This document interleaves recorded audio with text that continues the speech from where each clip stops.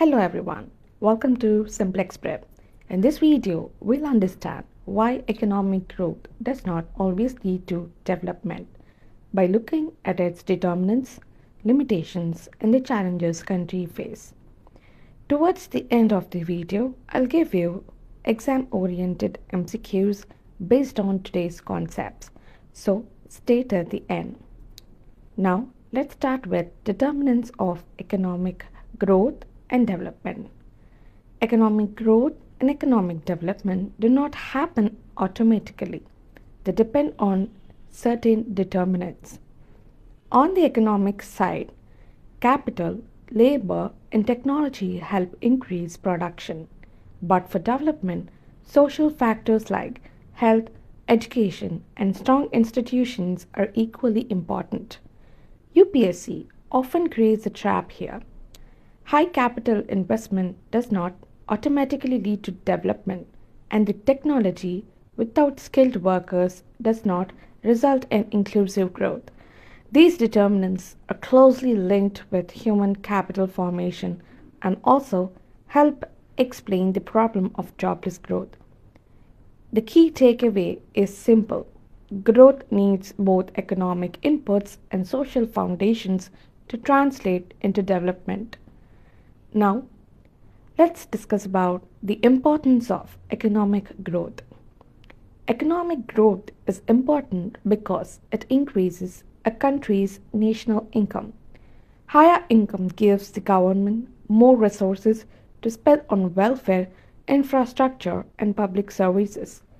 Growth also helps in reducing poverty by expanding economic opportunities. For this reason, economic growth forms the necessary base for economic development. However, UPSC often creates a trap here. Growth is treated as an end in itself, whereas in reality it is only a means to achieve development. Economic growth is closely linked with poverty reduction policies and with the physical capacity of the state to fund welfare programs. The key takeaway is clear. Economic growth enables development, but growth alone does not define development. Now, let's discuss the limitations of economic growth. Economic growth has several important limitations. It does not guarantee employment and does not ensure income equality. Growth also ignores critical aspects like health, education, and overall quality of life. In many cases, rapid economic growth can even harm the environment. UPSC often sets a trap here by equating high GDP growth with high human development, which is incorrect. These limitations are closely linked with indicators like HDI and MPI, and also with the idea of sustainable development. The key takeaway is simple and important, which is development requires much more than income growth. Now, let's move on to challenges of growth and development. Despite economic growth, many countries continue to struggle due to structural challenges. These include jobless growth, rising inequality, a large informal economy, and low productivity.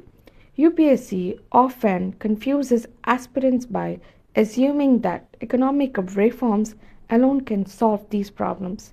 In reality, structural challenges require deeper changes in skills, institutions, and production systems. These challenges are closely linked with the demographic dividend and with the role of MSMEs and manufacturing in generating employment.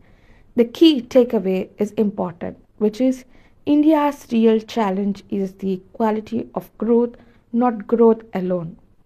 To sum up, determinants explain how growth happens, limitations explain why growth is not enough, and challenges explain why development remains incomplete. Now, let's quickly test these concepts through a few UPSC oriented MCQs. Try to answer them yourself. Answers will be discussed at the very end.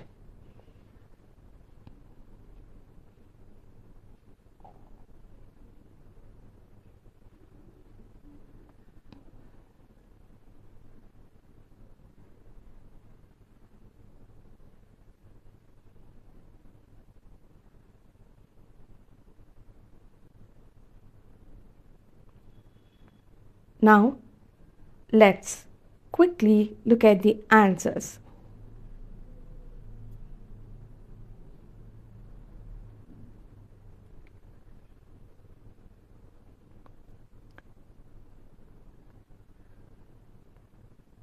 So, if you were able to solve the MCQs, you're already thinking like an examiner and a very good aspirant.